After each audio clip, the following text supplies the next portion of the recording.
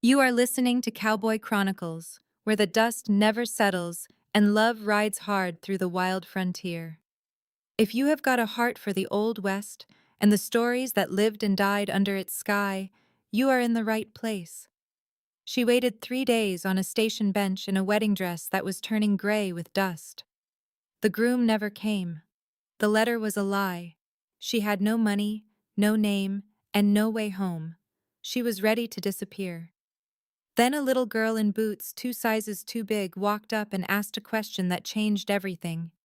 Will you marry my daddy? What happened next is a story about fire, fraud, a buried letter from a dead woman, and two broken people who chose each other when the whole world told them not to. Stay until the end. The last 5 minutes will wreck you. This story will remind you of two things. First, that home is not where you arrive, but what you choose to build from what is broken. And second, that sometimes the wrong road delivers you to the only place you were ever meant to be. If this story moves you, leave a comment and tell me which moment hit you the hardest. Hit that like button so more folks can find their way to the campfire. This content was carefully researched, developed, and manually edited by our team to deliver meaningful stories with valuable life lessons. Every narrative is crafted to entertain, inspire, and empower our audience. We believe that great stories can change lives, and we are committed to bringing you content that matters. Thank you for being part of our community. On the third day, Evelyn Price discovered that wedding lace turns the same shade of gray as a lie when it gets old enough. She sat on the hard wooden bench at Dusmere Station, with her dress pulled tight around her knees, as though fabric could hold a life together. The wind came off the prairie in long, steady gusts, carrying dust that settled on the white lace one grain at a time, turning it the color of dishwater. She had stopped brushing it off yesterday morning. There was no point in keeping a wedding dress clean when there was no wedding and no groom and nothing ahead of her but the flat line of the horizon stretching out in every direction, like the world had forgotten to build walls. 3 days, 72 hours. She had counted every one of them by the angle of the sun and the growl of her stomach and the slow creeping shame that settled deeper into her bones with each passing train that was not bringing anyone for her. In her hands she held the letter. The paper had gone soft at the folds from being read too many times, the ink starting to blur where her thumbs had rubbed the words as if touching them could make them more real. The handwriting was elegant, confident, slanting slightly to the right the way a man's writing does when he is sure of himself. My dearest Evelyn, it began. It described a ranch called the Thorn Creek Spread, 40 miles north of the rail line. It described horses, a bay, and a paint, and the way the sage smelled in Wyoming springtime, sweet and sharp like something between medicine and church. It described a man named Thomas Hartley, who wanted a wife and a life, and who had seen her advertisement in the Philadelphia Weekly Ledger and known, just known, that she was the one. The letter had sounded so sure. It had made her believe she was not foolish for wanting something more than Spruce Street and her father's empty bottles, and the slow suffocation of a life already written for her. Now it was just paper. Expensive paper, she noticed for the first time, cream-colored with a faint watermark, the kind of paper a man with money uses, or a man who wants you to think he has money. That morning, the telegraph operator, a thin young man with spectacles and a nervous cough, had looked up at her with the particular expression people wear when they are about to deliver news that will rearrange your insides. No Thomas Hartley registered in the territory, he had said. No Thorn Creek Ranch on file with the land office. No record at all, miss. I am sorry. The words had landed in her chest like a stone dropped into still water, and the ripples were still moving outward, touching everything. Jedediah Burke, the station master, came toward her now with careful steps. His boots scraped the warped boards of the platform in a rhythm she had memorized over 3 days. He was a tall man, lean, the way old fence posts are lean, with the left sleeve pinned up at the elbow where his hand used to be. The hand he had lost at Antietam, she had overheard someone say. His remaining hand was weathered and kind, and the lines around his eyes were the kind that come from squinting into hard light and harder truths for too many years. Miss Price, he said, The westbound comes through in about an hour. I could arrange a ticket back east. Sometimes the railroad makes allowances for situations like yours. Situations. She almost smiled at the word, as if being swindled out of your future and left to sit on a bench in a territory where you knew no living soul was a situation, like a delayed train or a lost piece of luggage. She lifted her chin. Even though her stomach was hollow and her head felt like it was stuffed with cotton and her hands would not stop shaking, she could already hear the whispers waiting for her back in Philadelphia. Poor Evelyn, always dreaming too big, always reaching for things she did not deserve. Her father would pour himself a glass of whatever was cheapest and shake his head and say the words he had been saying since her mother died. "You are just like her, always dreaming, always breaking." "I am not going back," she said. Burke shifted his weight as if the words had surprised him. "Miss, you cannot stay here. Dusmere is not a safe place for a woman alone." I said I am not going back. He studied her for a long moment. Then he reached into his vest pocket and pulled out a silver dollar. It caught the light and gleamed like an accusation. "For food," he said. "Mrs. Holloway runs a boarding house 2 streets over. Clean place. She will take care of you." Evelyn looked at the coin and hated how badly she needed it. She touched the empty purse at her hip, the small velvet bag that had held her entire savings before the train ticket, and the new dress, and the hope that had cost her everything she had. "I have money," she said. It was the most transparent lie she had ever told. Burke set the coin on the bench beside her. "Western hospitality," he said softly. Then he walked away, his single hand swinging at his side, his boots making that slow, careful rhythm on the boards. Evelyn stared out at the sky. It was enormous. Back in Philadelphia, the sky was always close, hemmed in by roof lines and chimney smoke, like a ceiling you could almost reach if you stood on your toes. Here it went on forever, blue and bright and completely indifferent. It could swallow a person whole and never notice the loss. For the first time since arriving, she thought the word die, not as a wish, not as a plan, just as arithmetic. If she had no money and no name and no one in this territory expecting her, how long would it be before she simply stopped existing and nobody noticed? A week? A month? Would the telegraph operator send a wire? Would Burke file a report? Or would she just become another story people told in train towns, the bride who waited and waited until she turned to dust along with her dress? She closed her eyes. Then she heard the boots.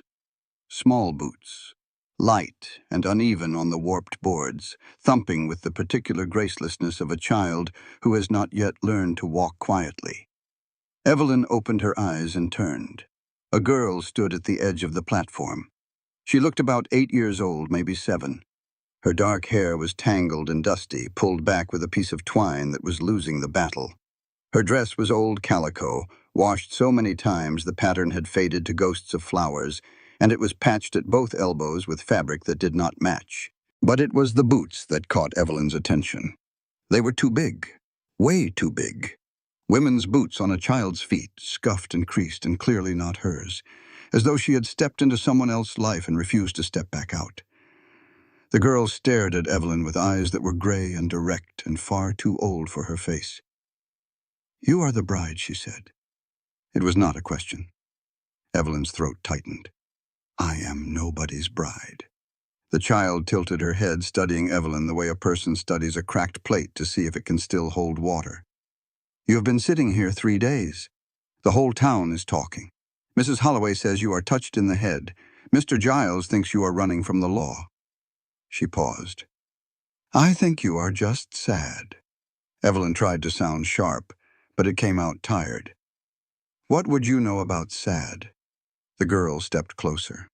Her boots clunked on the boards like small hammers. "I know sad. My mama knew sad too before she died. She used to sit like you are sitting, all straight, like if you hold yourself just right, you will not fall apart." The words hit Evelyn so cleanly she had to look away. She stared at the tracks, at the rust-colored rails disappearing into the heat shimmer, and felt something crack behind her ribs that she'd been holding together for 3 days. "Where is your father?" Evelyn asked. "Working," the girl said. "Always working. That is why I came to find you." She stood there on the platform in those ridiculous boots, skinny and dusty and serious as a judge, and then she did something that stopped Evelyn's heart for one full beat. She stammered. "Would you—" she started, then stopped, looked at her boots, looked back up. "I mean, my daddy, he needs—" She stopped again. Her face flushed red under the dust. She turned as if to leave, took 3 steps, then turned back with the expression of a person who has decided that cowardice is worse than embarrassment. "Would you maybe marry my daddy?" The question hung in the air between them like a held breath. Evelyn let out a sound that was not quite a laugh and not quite a sob. "Child, I cannot marry your father. I do not even know your father." The girl's face fell, but only for a moment. Then the stubbornness came back, settling into her jaw like something inherited. "Well, at least come eat supper," she said. "If you die out here, everybody is going to say you were crazy for real." Evelyn stared at her. The logic was brutal and clean, the way only a child's logic can be. "What is your name?" "Clara. Clara Callahan. My daddy is Samuel Callahan. We have a ranch 3 miles north. We have elk stew." She paused, then added, as if this were the decisive argument, "And I made biscuits yesterday. They are not good, but they are food." Evelyn looked at the child in boots too big for her feet, offering supper like a rope thrown to a drowning woman. Then she looked east, where the tracks ran back toward Philadelphia and her father's kitchen, and the safe, familiar weight of being nobody special. Then she looked north, where the dirt road ran into open grassland and she could not see what waited. She stood up. Her legs ached from sitting, and her head swam from hunger, and the sky pressed down on her like a hand. She picked up her carpetbag with fingers that trembled. She chose north, not because of hope, because east was worse. Clara's face broke into a grin that transformed her entirely, turning her from a dusty, too serious child into something that looked like sunrise on the wrong day. "Come on," Clara said, already walking. "Daddy's going to be surprised." They walked. Evelyn did not look back at the bench. She did not know that the child walking ahead of her in boots 2 sizes too big was leading her to the only ranch in the valley that Thomas Hartley had also marked for taking. Samuel Callahan heard Clara shout, "Daddy, I brought company," and his first instinct was to reach for the rifle above the door. He did not reach for it. But the instinct was there, quick and bright as a spark. And the fact that it was there told him everything he needed to know about what 2 years of grief had done to him. There was a time when company meant neighbors and Pi and Sarah putting on the blue dress she saved for Sundays. Now company meant trouble. Trouble meant someone he might fail, and failure meant a grave in the ground behind the house where he had already buried more than he could stand. He set down the fence pliers and wiped his hands on his trousers. His palms were torn from barbed wire, the cuts shallow but stinging, and he did not bandage them because he had stopped thinking of pain as something to fix. Pain was just the tax you paid for being alive. Some days the tax was fair. Some days it was not. He had been mending the west fence line all morning, the stretch where the wolves had gotten through last week and killed 2 spring calves. The carcasses had been ugly, bellies torn open, entrails dragged across the frozen grass like obscene ribbons. He had buried what was left and patched the fence, but he knew the wolves would be back. They always came back. The only thing you could do was make the fence stronger and keep your rifle clean, and try not to think about how the world was always finding new ways through whatever walls you built. He came around the side of the house and stopped. Clara stood on the porch steps, proud as a rooster, grinning up at him with that grin that always meant she had done something he was going to have a feeling about. Behind her, standing at the bottom of the steps like she was not sure she had permission to come any closer, was a woman. She was young, maybe mid-20s. Her dress had been white once, some kind of lace and cotton thing that looked like it had been made for a church. But it was gray now, gray with road dust and 3 days of Wyoming wind. Her hair was dark and coming loose from its pins, and her face was thin in a way that was not natural, the way faces get when the body has gone too long without food. She held a carpet bag in one hand, and her other hand was clenched at her side, and she stood very straight. Not casual straight, rigid straight. The kind of straight that means a person is using every muscle they have to keep from falling down. Samuel knew that posture. Sarah had stood like that her first week in Wyoming, when the sky was too big and the wind was too constant, and everything she had known was 1,000 miles behind her, and she had not yet decided if she had made the worst mistake of her life. The memory hit him like a fist to the chest, and he shoved it down the way he shoved everything down, hard and fast and deep, into the place where feelings went to be quiet. "Clara," he said. His voice came out rough. "Who is this?" Clara drew herself up to her full height, which was not much, and announced with the gravity of a circuit judge, "This is Miss Price. She is staying for supper." Samuel's eyes moved to the woman. She met his gaze and did not flinch, and he saw something in her face that he recognized. Not hope, not pleading, just a stubborn refusal to be the first one to look away. "Miss Price," he repeated slowly. "The bride from the station." He had heard about her. The whole town had heard about her. The woman who arrived in a wedding dress looking for a husband who did not exist, and then sat on a bench for 3 days like she was waiting for the world to apologize. Burke had mentioned it. Nettie Holloway had clucked about it at the general store. Even Reverend Morrison had brought it up after Sunday meeting, wearing that expression of his that managed to combine concern and cowardice in equal measure. The woman's chin lifted. A flush crept up her neck. "Mr. Callahan," she began, "I am sorry. Your daughter was kind enough to be concerned, but I can see this is unexpected. I will leave at once." She turned to go, and Clara's hand shot out and grabbed her wrist. "She is hungry," Clara said. Her voice had gone fierce in the way it did when she knew she was right, and did not care that she was also in trouble. "We have elk stew. There is plenty." Samuel looked at his daughter, then he looked at the woman, then he looked at Clara's boots, those damned boots that were 2 sizes too big, Sarah's boots. The ones Clara refused to take off because taking them off meant her mother was really gone. Something in his jaw tightened. "Clara," he said. He took her arm and led her around the side of the house out of earshot. His voice dropped low. "You do not bring strangers into this house. You promised me." "I promised no dangerous strangers," Clara said, looking up at him with those gray eyes that were so much like his own that sometimes it hurt to look at them. "She is not dangerous, Daddy. She is hungry."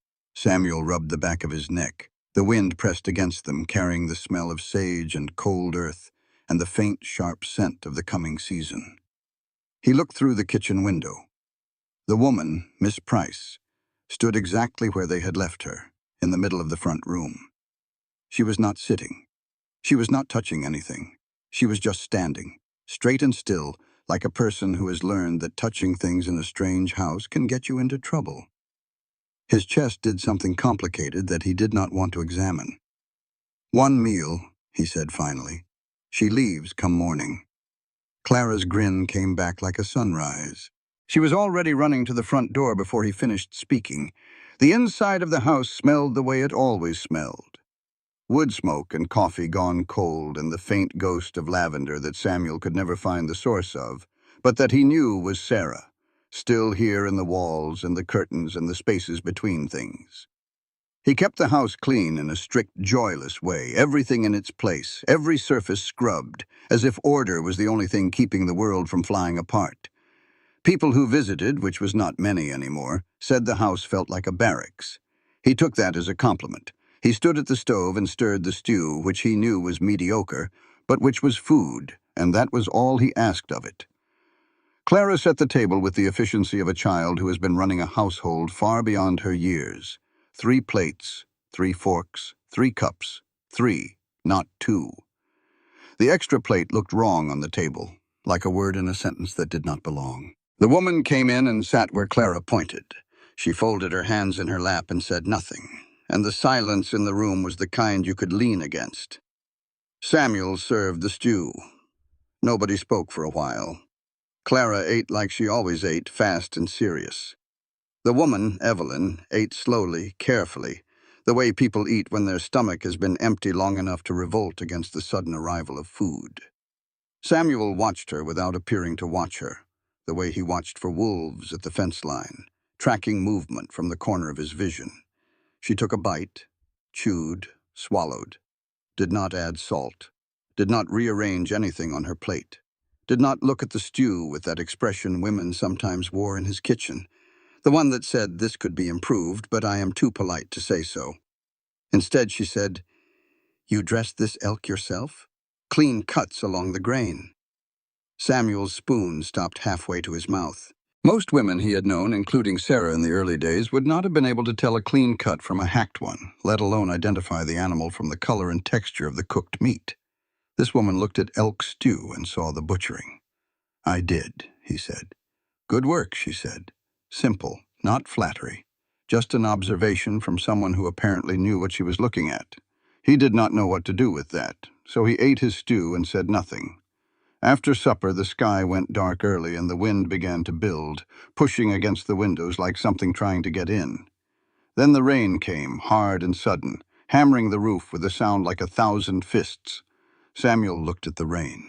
He looked at the woman. He looked at Clara, whose face was doing that thing where hope and fear got tangled up together. "Storm is coming hard," he said. "You will stay tonight. It is not safe to walk in this." The woman opened her mouth, and Samuel could see the argument forming, the pride gathering behind her eyes like a wave building. Then she closed her mouth. She looked at Clara, at the rain streaking the windows, at the lamp on the table throwing warm light against the dark. "Just tonight," she said. Samuel nodded once, sharp. "Just tonight." He showed her to the spare room, Sarah's room, their room once, though he had not slept in it since the funeral. He slept in the barn now, in the loft, on a bedroll laid over hay, because the room still smelled like lavender, and the bed was still shaped like two people, and he could not lie in it without reaching for someone who was not there. Before he let the woman in, he went in alone, closed the door, crossed to the wall where Sarah's small hand mirror hung on a nail, oval-shaped with a pewter frame, the one nice thing she had brought from her parents' house in Ohio. He lifted it off the nail and held it for a moment. His reflection looked back at him. He looked older than 32. He looked like a man who had stopped sleeping in the same year he stopped laughing. He put the mirror in the trunk at the foot of the bed and closed the lid. He would not have another woman looking into his wife's glass. That was not available. That was Sarah's. When he opened the door, the woman was standing in the hallway, and if she noticed the brief private moment he had taken, she said nothing about it. She thanked him quietly, went inside, and closed the door. He heard the bolt slide home, and the sound of it, metal on wood, settled something in his chest. She had locked herself in. That was proper. That was safe. He went to the barn, climbed the loft ladder, lay down on the bedroll in the hay, and listened to the rain on the tin roof, the particular music of it, the rhythm that had been his lullaby every night for 2 years. On his wrist, the leather cord caught the faint light from the barn window, thin and dark, braided tight, made from deer hide by hands that had been young. He did not look at it. He did not need to. He knew it was there the way he knew his own heartbeat, a constant, a reminder, a weight he had chosen to carry because the alternative was pretending it had never happened. He closed his eyes. The strange woman was sleeping in his house, in the bed he had shared with Sarah, under the quilt Sarah had stitched from scraps during the first winter, when they had nothing but each other and a wood stove, and the stubborn belief that love was enough to build on. And Samuel realized, lying in the dark with rain hammering the tin above him, that what frightened him was not the stranger in his house. It was that he had not thought about Sarah in 2 hours, and he could not decide if that was healing or betrayal. The next morning, Evelyn meant to leave exactly as she had promised. Then she saw the ledger. She woke before dawn out of habit. In Philadelphia, she had risen at 4:30 every morning to walk to the dry goods store on Chestnut Street before Mr. Aldridge opened the doors, because Mr. Aldridge liked his books balanced before the first customer arrived, and Evelyn liked employment more than sleep. The habit had followed her west like a strayed dog that would not be shaken. She folded the quilt with the precision of a woman who had been taught that leaving a room messy was the same as leaving a debt unpaid. She washed her face in the basin, used the water sparingly because she did not know where it came from or how far it had to be carried, and put on the plain blue dress she had packed beneath the wedding gown. The blue dress was the only other thing she owned. It was simple cotton, sturdy, the kind of dress a woman wears when she expects to work. She had packed it as a backup, the way a person packs a second plan when the first one seems too good to be true. She meant to slip out the front door before anyone woke, walk the 3 miles back to Dewsmere, and figure out the rest from there. She did not know what the rest looked like. She did not let herself think about it. 1 step at a time, 1 mile at a time. That was how you survived when the map was gone. But the kitchen stopped her. She came through the hallway and into the main room, moving quietly in her stockinged feet so as not to wake the child whose room was across the hall, and she saw the table. On it, open and facing the empty chair at the head, was a large leather-bound book, a ledger, the kind used for accounts. Its spine was cracked, its pages yellowed, and it lay open to a page covered in a man's handwriting, the letters cramped and uneven, written by a hand more comfortable with a rope than a pen. Evelyn stopped. She did not touch the ledger. She did not sit down. She stood at the edge of the table and looked at the open page the way you look at something you are not supposed to see, but cannot look away from, the way you look at a wound. The numbers were wrong. Not just wrong in the careless way that people who are bad at arithmetic make mistakes. Wrong in a specific, systematic way that Evelyn recognized instantly because she had spent 4 years of her life looking at numbers for Mr. Aldridge, and she knew the difference between a man who could not add and a man who was being cheated. The tax assessment column showed a figure calculated on 600 acres, but the deed notation at the top of the page, in older faded ink, read 400 acres, section 12, township 41 north, range 67 west. The 600-acre figure had been introduced 3 years ago, scrawled in different ink, as if someone had gone in and quietly changed the basis for the calculation without changing the deed reference. Samuel Callahan was paying taxes on 200 acres he did not own. The sound of boots on the porch made her step back from the table. The front door opened and Samuel came in, stamping mud off his feet, his coat damp with morning dew. He saw her standing by the table. His eyes went to the ledger, then to her face, and his expression closed like a door slamming shut. He crossed the room in 3 strides and snapped the ledger closed with one hand. "That is not your concern." Evelyn held her ground. She was good at holding ground. It was one of the few things her childhood had taught her that she considered a gift. "You are paying tax assessment on 600 acres, she said. Her voice was calm, the way it always was when she was talking about numbers, because numbers did not lie and did not judge and did not look at you like you did not belong.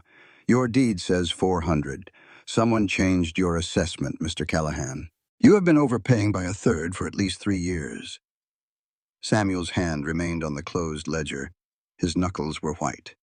"How do you know what a deed says?" "I was a bookkeeper in Philadelphia," she said, "for 4 years. Numbers are what I do." He stared at her. The silence between them stretched like wire, tight and humming. Evelyn picked up her carpet bag from where she had set it by the door. She meant to say goodbye. She meant to thank him for supper and the bed, and walk out into the Wyoming morning and become someone else's problem, or no one's problem at all.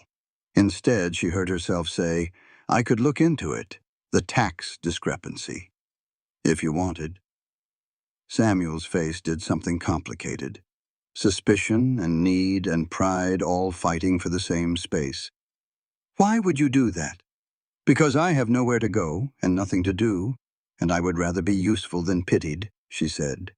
And the honesty of it surprised her almost as much as it surprised him. He was quiet for a long time. Outside, a rooster crowed. Clara's voice floated from down the hall. talking to herself or to the cat or to no one the way children do when they are not yet awake enough to remember that the world is listening.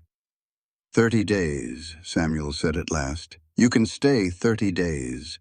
Look at the books. Figure out what is wrong with the taxes. In exchange, room and board.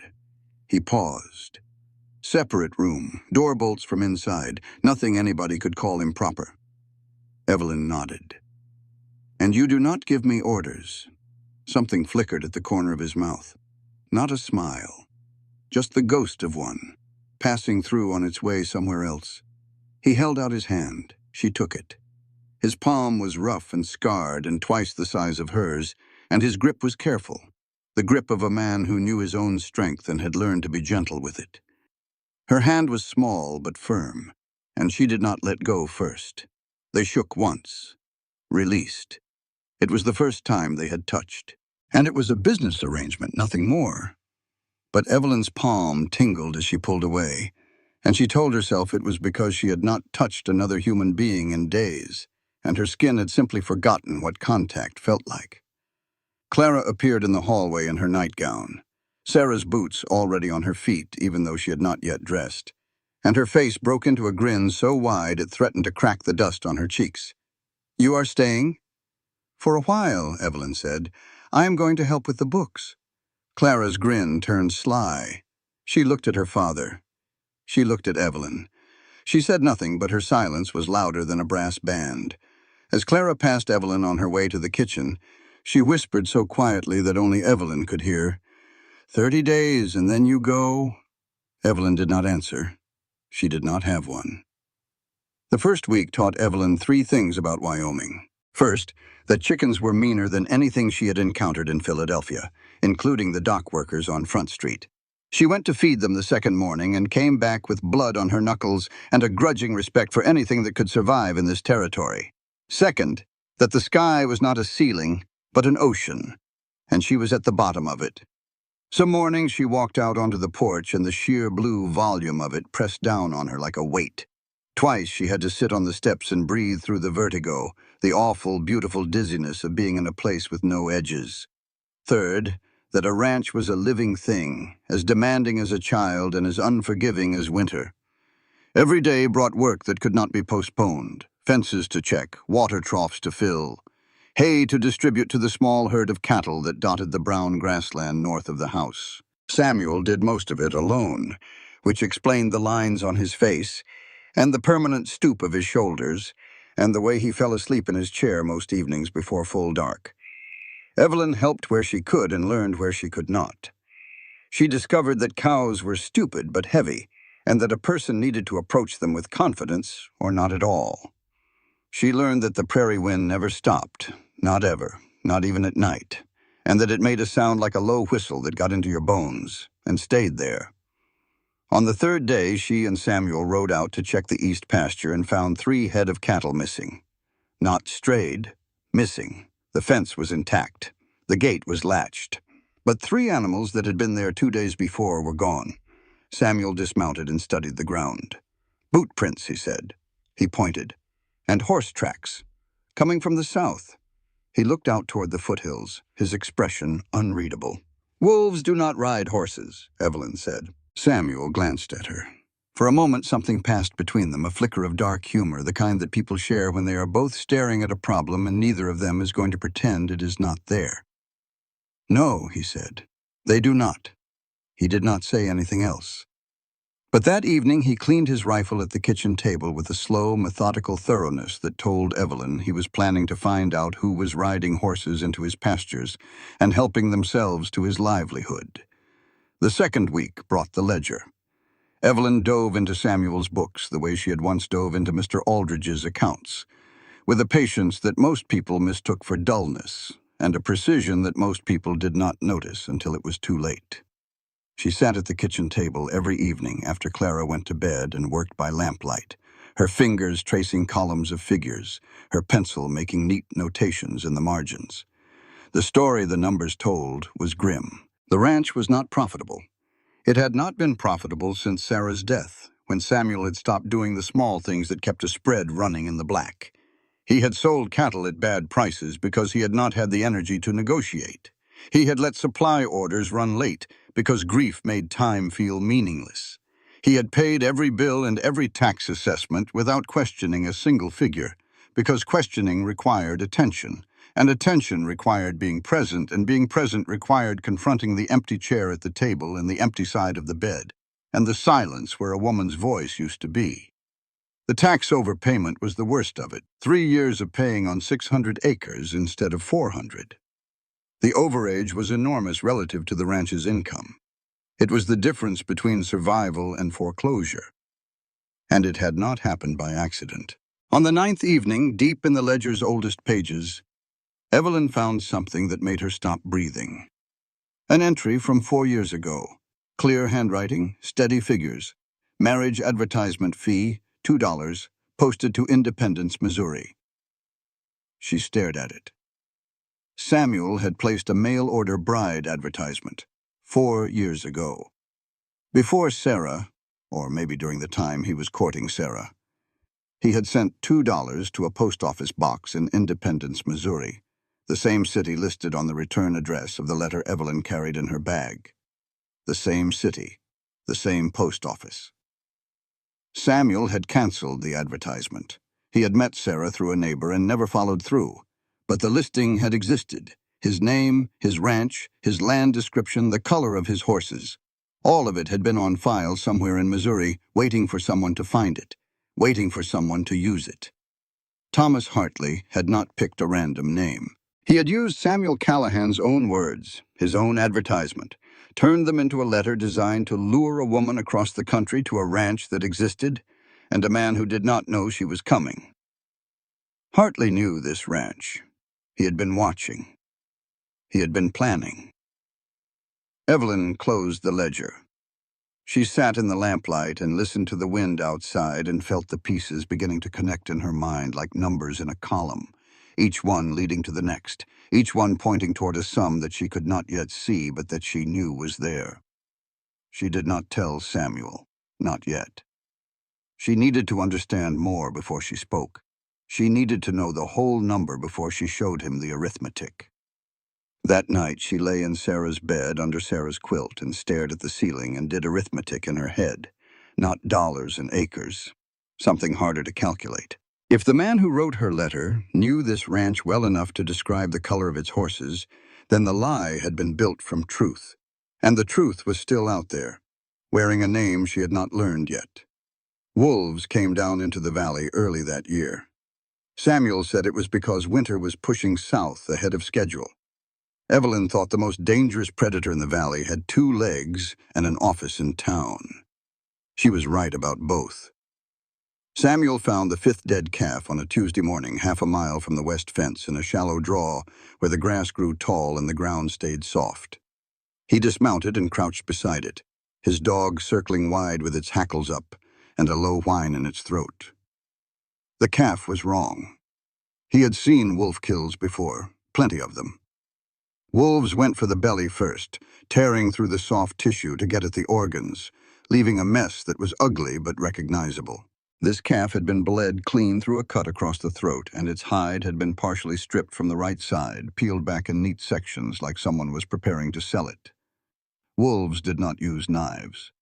Wolves did not care about hides. He stood and looked at the ground. Boot prints in the mud, deep and deliberate, heading south toward the foothills. Horse tracks beside them, shod hooves, the iron crescents pressed clean into the soft earth. Whoever had done this had ridden in from the south, killed the calf, taken what he wanted, and ridden back the same way. Samuel followed. He tracked them through the morning, riding slow and quiet with the rifle balanced across his saddle and the dog ranging ahead. The trail led into the foothills where the pines thickened and the ground went rocky and the wind carried the smell of snow from the higher peaks. He found a camp in a shallow cave recently used. Cold fire ring, scraps of hide drying on a line strung between 2 trees, tins of coffee and salt, and boot prints, the same ones, large and heavy, leading further south along a game trail. He did not follow the trail any further, not today. But he marked the place in his mind, and he cut a section of the drying hide and rolled it into his saddlebag as evidence. On the way back, the trail took him along the creek, the particular creek. The one he tried to avoid when he could, which was most of the time, because it was easy to ride a different way and easier still to pretend there was no reason for the detour. But today the trail funneled him straight through it, along the shallow bed where the water ran clear over smooth stones, through the stand of cottonwoods where the light came through the leaves in coins of gold and green, to the bend where the bank rose steep on one side and a flat gravel bar spread out on the other. This was where it had happened. 6 years ago, early fall. The leaves turning. A hunting party of Cheyenne coming up the creek, 8 or 10 of them, young men mostly, following a herd of elk that had come down from the high country. Samuel's patrol had been camped on the ridge above, and the lieutenant had said they were hostiles and to fire if they did not turn back. And Samuel had been the scout, and the scout's job was to get close and give warning and make sure no one did anything stupid. But someone did something stupid. Someone always did. The boy had been maybe 15. Thin, dark hair braided. He had been at the back of the group, lagging behind. And when the shouting started and the shots cracked through the morning air, the boy had reached for his belt, not for a weapon, for a skinning knife, the small curved blade that every Cheyenne hunter carried for dressing game.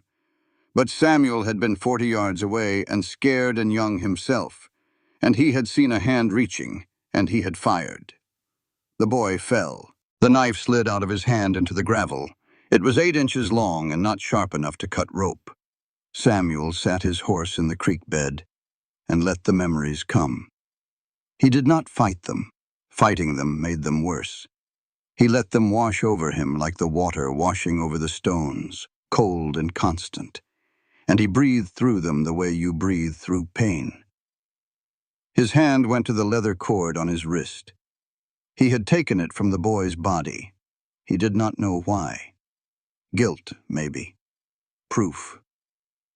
A weight to carry so he would never forget what a frightened man with a rifle could do to a child with a knife. He sat there for a long time.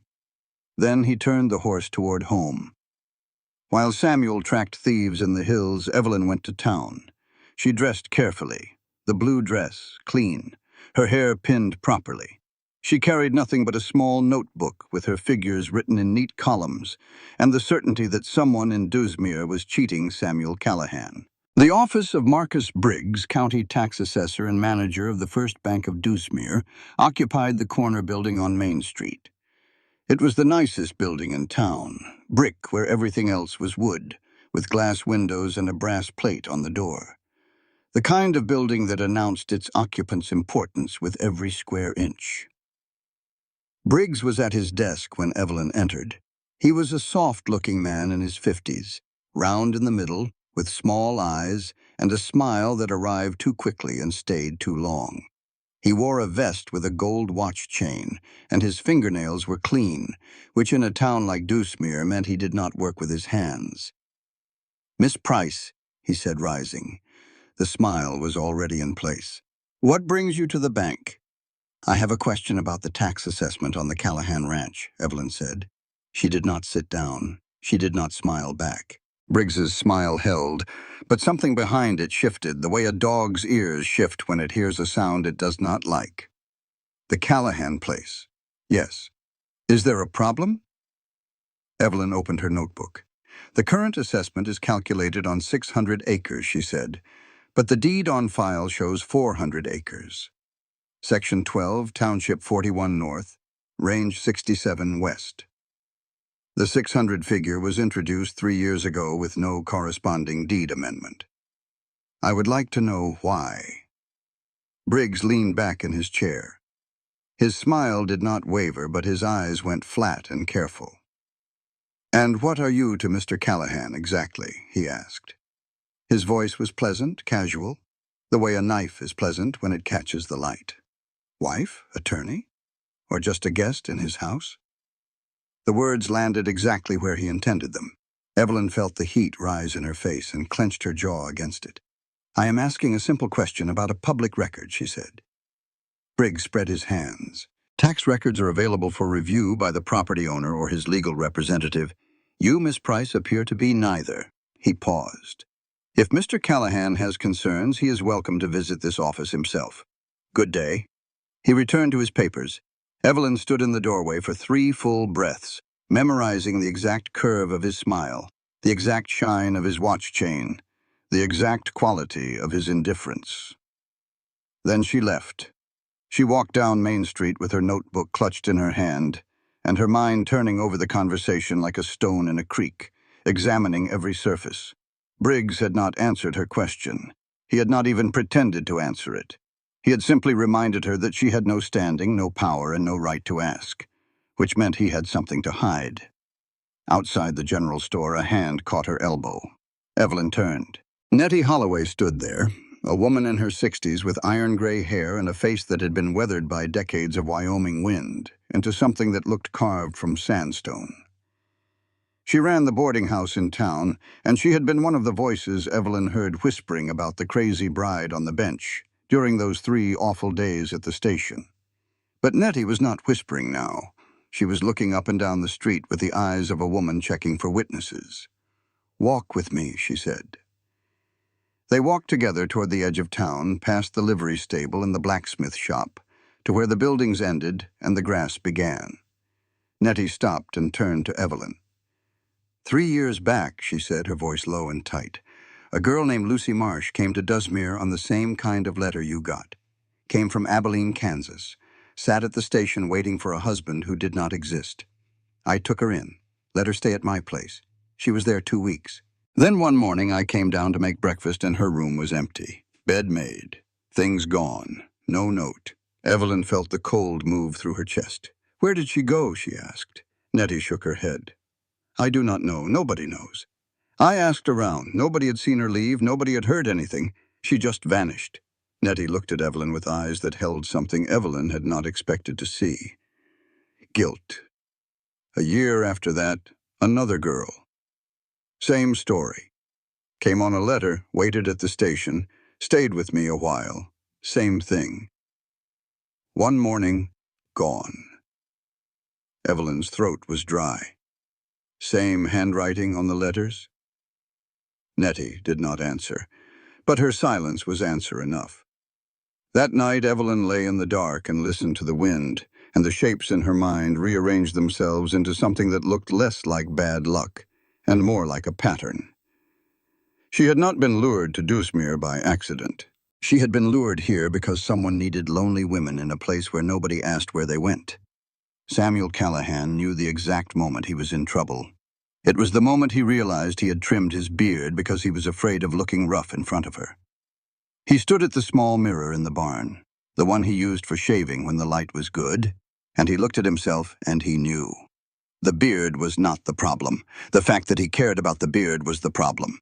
2 years of not caring what he looked like, 2 years of letting his hair grow too long, and his clothes wear thin, and his face turn into something that frightened children in town, and now, on a Tuesday morning in the middle of nowhere, he was trimming his beard with Sarah's sewing scissors, because a woman with sharp eyes and a sharper mind was going to see him at breakfast, and he did not want her to see a man who had given up. He put the scissors down and closed his eyes and tried very hard to think about fence posts. Clara came home from school that afternoon with a split lip and a torn dress, and a look on her face that was equal parts rage and pride. She sat at the kitchen table while Evelyn cleaned the cut with a damp cloth, and Samuel stood by the door with his arms crossed and his jaw set, waiting for the story. "Peter Giles," Clara said.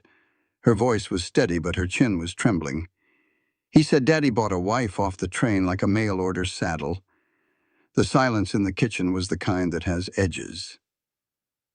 "What did you do?" Samuel asked, though he already knew. "I hit him with my lunch pail," Clara said. "Then he pulled my hair. So I kicked him in the shin. Then Miss Perkins came out and said I was a savage and sent me home." Samuel looked at his daughter, the split lip, the torn dress, the fierce, defiant eyes that were exactly like his own, and that broke his heart in the exact same way every time he saw them. "You should not have hit him," he said. "He should not have said what he said," Clara answered. Samuel had no response to that because she was right, and they both knew it. The next morning he rode into town with Evelyn beside him on the wagon seat to speak with the schoolmistress. It was the first time they had appeared together in public in Dusmere. and Evelyn felt every stare like a stone thrown from a hidden hand. Men leaned on posts outside the saloon. Women paused at the general store windows. Even the dogs seemed to turn their heads. The schoolmistress, Miss Perkins, was a narrow woman with a narrow mouth and narrow opinions. She said Clara was disruptive. She said Clara was prone to violence. She said Clara needed a mother's influence, and she looked at Evelyn when she said it with an expression that managed to be both accusatory and pitying. Samuel sat in the small wooden chair across from the teacher's desk and said nothing. His silence was enormous. It filled the schoolroom like smoke. Evelyn spoke instead. She said Clara had been provoked. She said the boy's words constituted cruelty. She said the school had a responsibility to address the provocation as well as the response.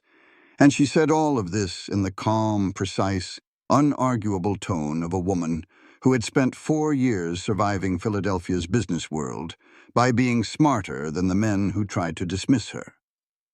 Miss Perkins blinked several times, as if the conversation had taken a turn she had not anticipated. On the wagon ride home, Clara sat between them. The bench seat was narrow, and the three of them fit into it like they had been designed to, shoulder to shoulder to shoulder. Nobody spoke about it, but Evelyn noticed that Samuel's shoulder was warm against hers through the fabric of her coat, and that Clara's small body between them felt like a bridge connecting two banks of a river that had been too wide to cross alone. 2 days later, Samuel taught Evelyn to shoot. It was practical, not romantic.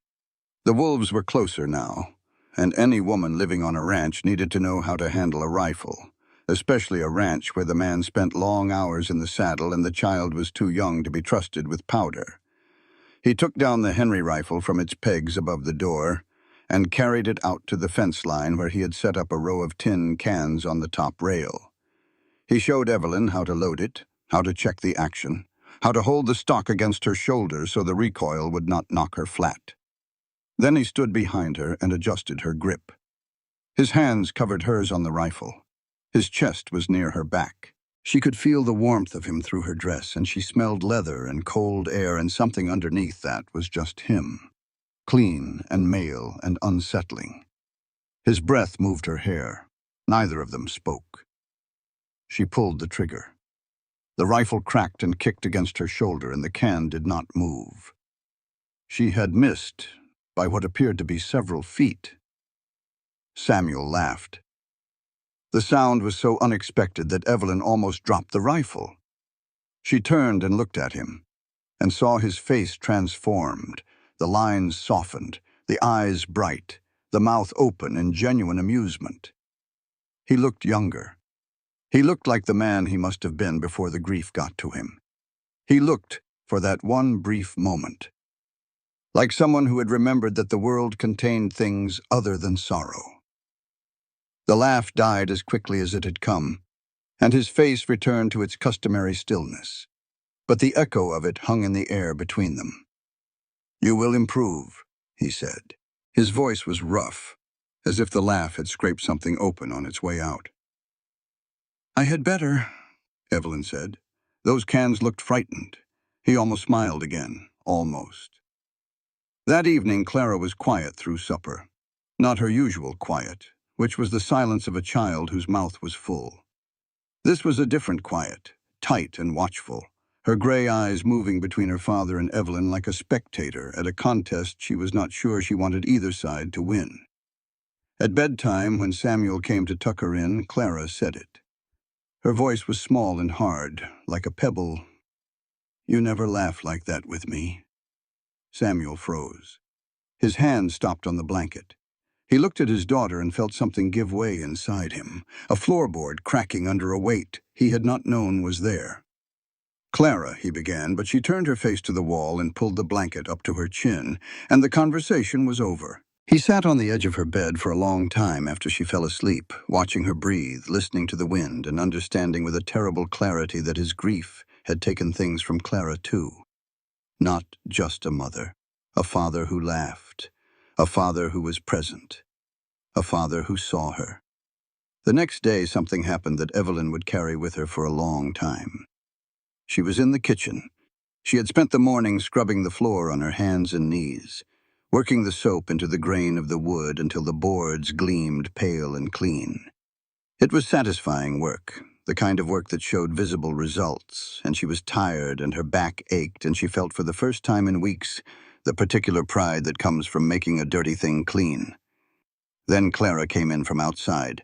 Her boots, Sarah's boots, were caked with mud from the creek, thick red clay that came off in clumps on the clean floor, leaving a trail of destruction from the door to the kitchen table. Something snapped. Clara. Evelyn's voice came out hard and loud, sharper than she had ever heard herself speak. The tone surprised her even as it left her mouth. How many times have I told you about the boots? Look at this floor. I just finished this floor. What is wrong with you? Clara's face went white. Not angry white. Scared white. The kind of white that comes over a child's face when an adult they trust suddenly becomes an adult they do not recognize. The girl grabbed her boots and ran. The screen door slammed behind her. Evelyn stood in the kitchen with the mop in her hand and her heart hammering and a sick feeling rising in her stomach.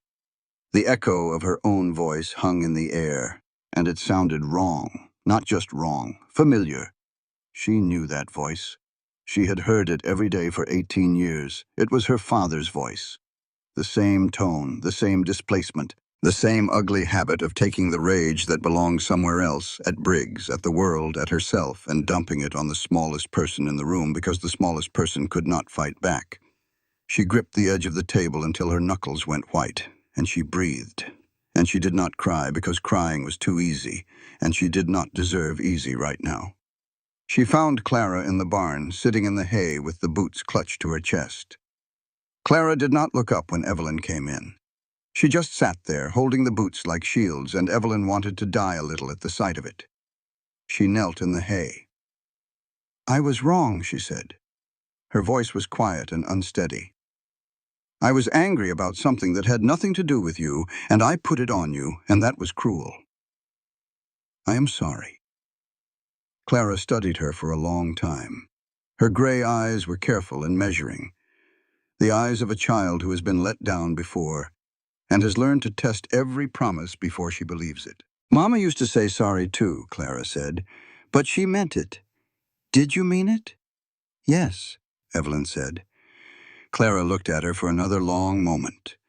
Then she said, okay. It was not forgiveness, but it was a door left open, and Evelyn knew that was more than she deserved. After that, Evelyn withdrew. She pulled back from Samuel like a hand pulling back from a hot stove, quietly and without explanation. She stopped sitting near him at supper. She stopped asking about the cattle. She stopped lingering on the porch in the evenings when the light was good and the conversation came easiest. She told herself it was because Clara needed space. But the truth was simpler and uglier. She was afraid. Afraid that if she got any closer to this family, she would become something she could not control. Afraid that the anger she had felt in the kitchen was not an accident, but a warning. Afraid that her father was inside her, waiting, and that the closer she got to people she cared about, the more he would come out. Samuel noticed the change. He did not say anything about it because Samuel Callahan did not say anything about anything if he could help it. But he noticed, and he thought she wanted to leave. Day 20 of the 30-day arrangement. Evelyn marked it on the kitchen wall calendar with a small X, neat and precise, the way she did everything. Samuel saw the mark that evening when he came in from chores. He stood in front of the calendar and looked at the X. 10 days left. 10 small marks between now and the morning she would pack her carpetbag and walk down the dirt road toward the station and the town and the eastbound train. Something in his chest dropped like a stone tossed into a dry well. He listened for it to hit bottom. It did not. Thomas Hartley arrived in Dewsmere, not on horseback, but in a 4-seat carriage with red velvet curtains, as if he had come to attend the funeral of his own lies. Evelyn was standing outside the general store when she saw it. The carriage rolled down Main Street with a kind of theatrical confidence that did not belong in a town of unpainted buildings and mud streets and men who measured wealth in head of cattle, not square inches of velvet. The driver was a hired man, silent and professional. The passenger sat in the back like a man accustomed to being driven, and when the carriage stopped in front of the first bank of Dusmere, he stepped out with a grace that seemed practiced. He was tall, well-built, dressed in a dark suit that fit him the way expensive things fit without effort. His hair was dark and pomaded. His boots were polished. His face was handsome in a way that made Evelyn immediately suspicious, the kind of handsome that arrives too easily and promises too much, like a letter that sounds too good to be true. He looked up and down the street with the casual appraising air of a man sizing up merchandise. Then he saw Evelyn. His face changed. The change was subtle, a micro-adjustment that someone less watchful might have missed. A flicker of recognition, then surprise, then something colder and more calculated settling into place behind a smile that was warm enough to light a room and empty enough to freeze one. "Miss Price," he said. He walked toward her with his hand extended. "What a pleasant surprise. I had heard you went back east." Evelyn's blood slowed. The world narrowed to the space between her and this man, this well-dressed stranger who knew her name, who smiled like someone who had spent a lifetime practicing, who looked at her with eyes that said, "I know exactly who you are and what you came here for." She did not take his hand. She did not smile. "I do not believe we have been introduced," she said. His smile did not waver. "Thomas Hartley," he said. "Land investment consultant, based out of Independence, Missouri. I am here to see Mr. Briggs about some properties in the area." He paused. "Your reputation precedes you, Miss Price. The bride on the bench. Quite a story. I do hope things have improved for you." He was watching her face while he spoke, watching for the flinch, the recognition, the fear. Evelyn held herself perfectly still and gave him nothing. But inside her mind was racing, turning over every detail of his appearance, his manner, his voice, cross-referencing them against the letter she carried in her bag, and the things Nettie had told her, and the column of figures in the ledger that added up to fraud. This was him, the man behind the letters, the man who had built the lie that brought her here. She was sure of it with the same certainty she felt when a column of numbers balanced. The pieces fit, the handwriting matched, the city matched, the polish matched, but she had no proof. Nothing a sheriff or a judge would accept, nothing that would hold up in the light. She excused herself and walked away, and she felt his eyes on her back like a hand that had not quite decided whether to push or pull. That afternoon, Hartley appeared at the general store while Samuel was buying supplies. Samuel had never met the man, but he knew the type immediately, the type who wore their confidence like armor and used words the way other men used fists, precisely and for effect. Hartley introduced himself with a handshake that was firm without being aggressive, and a smile that suggested shared understanding between men of substance. "Callahan," he said. "Good name around here. I have heard your spread is one of the best in the valley. Must be difficult running it alone." "I manage," Samuel said. He did not return the smile. "Of course you do." Hartley leaned against the counter with the ease of a man who made himself comfortable everywhere he went. But a man alone with a small child and a ranch that is, forgive me, running behind on its obligations? Well, sometimes selling is not losing. Sometimes it is just being smart. Samuel looked at him. "I am not selling." Hartley's smile widened. "Not yet." The two words hung in the air like smoke. That same afternoon, Clara made her mistake. She had been in town with Evelyn, and when Evelyn went into the general store, Clara stayed on the porch, sitting on the steps in her two big boots, watching the world go by. She had seen the fancy carriage arrive. She had seen the well-dressed man step out. She had watched him talk to Evelyn, and noticed the way Evelyn's shoulders went stiff, like something had scared her.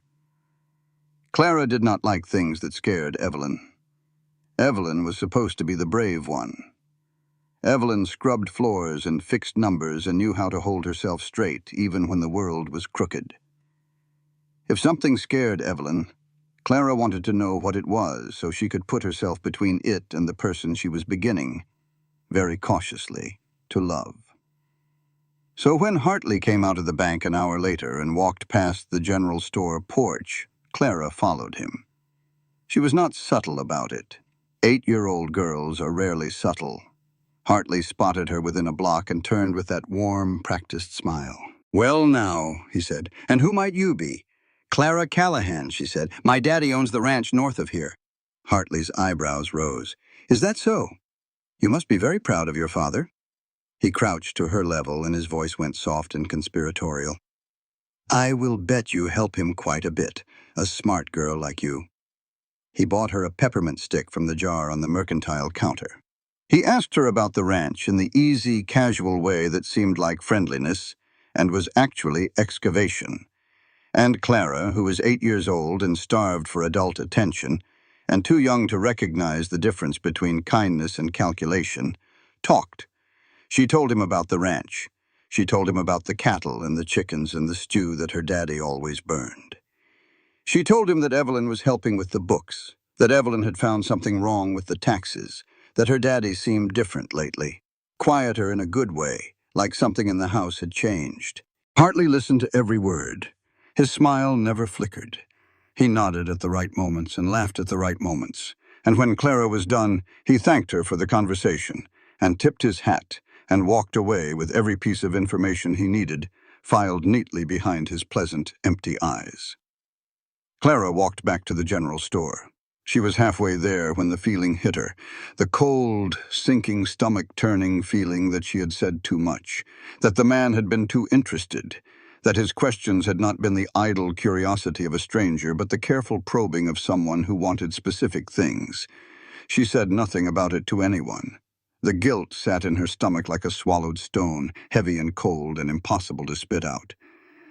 That evening, Burke found Evelyn near the telegraph office. He was agitated, shifting from foot to foot, his one good hand clenching and unclenching at his side.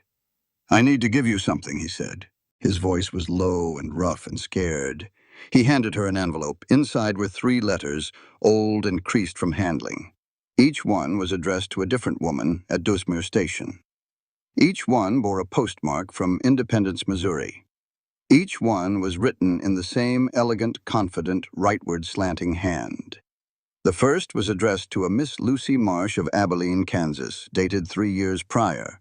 The second to a Miss Dorothy Webb of St. Louis, Missouri, dated 2 years prior. The third to a Miss Catherine Riley of Cincinnati, Ohio, dated 18 months prior. All 3 letters promised the same things: a husband, a ranch, a future. All 3 letters were lies. Burke spoke in a rush, as if the words had been dammed up for years and the dam was finally breaking. "I kept them," he said. "They came through my office. I am the postmaster. I see everything. When the girls came and nobody met them and they ended up at Nettie's place and then disappeared, I kept the letters. I did not know what they meant. I was afraid. Briggs told me once that if I stirred up trouble, I would lose my position, and my daughter in Cheyenne depends on my wages. And I was a coward, Miss Price. I was a coward, and I'm standing here now because I saw that man get off that carriage today, and I cannot be a coward anymore." Evelyn held the letters. Her hands were steady, even though her insides were not. "This is the same handwriting as my letter," she said. Burke nodded. "I know. And the women. Lucy Marsh, the other 2. Where did they go?" Burke's face crumbled. "I do not know. God help me. I do not know." Evelyn stood in the fading light with 3 letters in her hand and felt the full shape of the thing she was dealing with. Not a simple con, not a one-time swindle, a system, a machine. Hartley used the advertisements to lure women to remote towns. The women arrived, found no husband, and were stranded. Some left on their own. The ones who did not leave disappeared into whatever network Hartley controlled.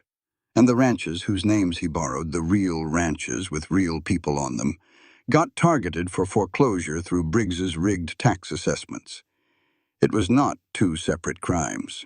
It was one operation, and it had been running for at least 3 years. She hid the envelope under a floorboard in her room.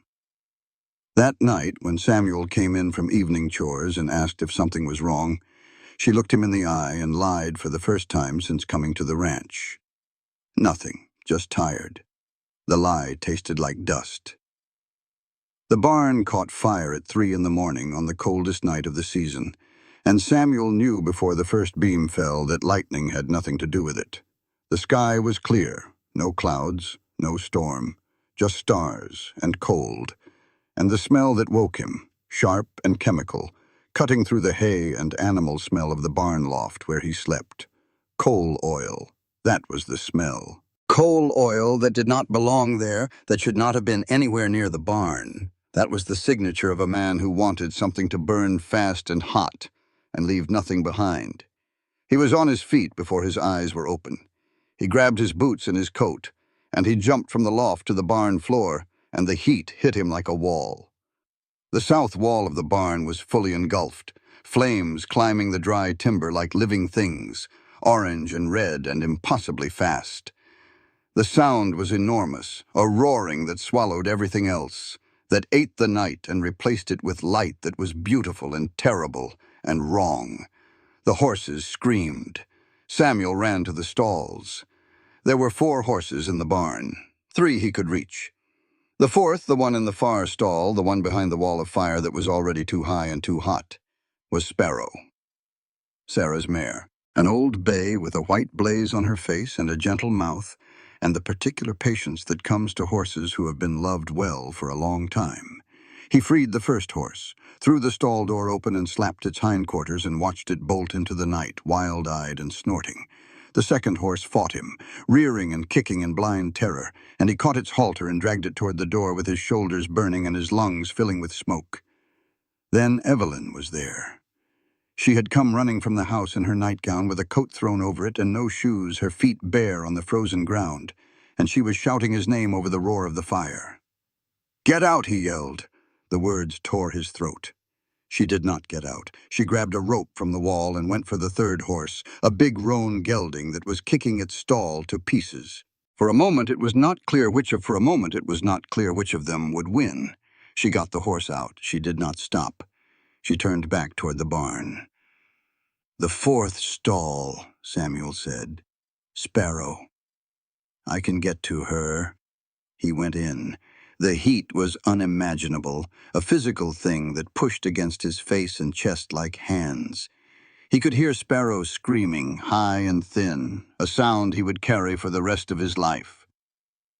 He got close enough to see her through the smoke, her eyes white and rolling, her hooves crashing against the stall walls. And then the beam above the stall cracked. He reached for the stall latch. The metal was hot enough to blister his palm. He got the latch open and the door swung and Sparrow tried to bolt, but the beam came down.